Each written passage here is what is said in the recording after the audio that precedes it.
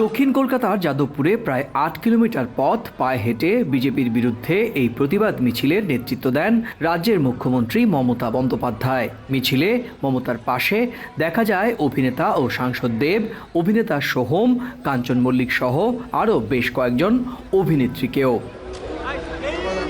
দীর্ঘ মিছিল এগিয়ে চলে যাদবপুর 8B বাসস্ট্যান্ডের দিকে। আর রাস্তার দুই ধারে ছিলেন হাজারো মানুষ।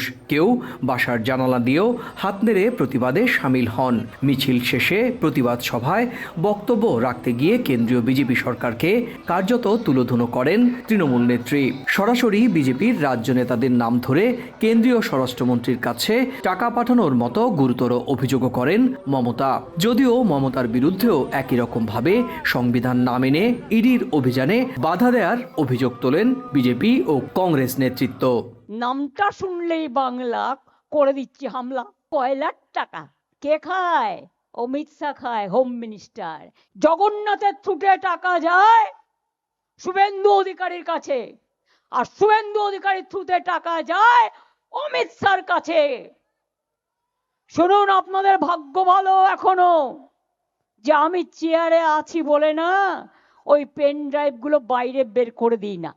বেশি লাগালে কিন্তু বলে দিচ্ছি, আমার কাছে সব পেন ড্রাইভ করা আছে, আমি কিন্তু ভান্ডা ফাঁস করে দেবো।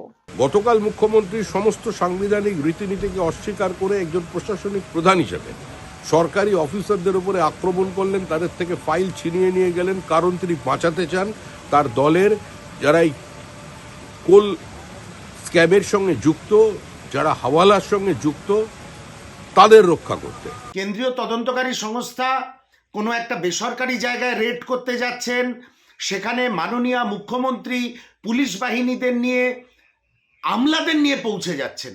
এ কোন কোন নিয়মানুবর্তিতা, এটা কোন ন্যায় ব্যবস্থা ভারতবর্ষে আমরা দেখতে পাচ্ছি?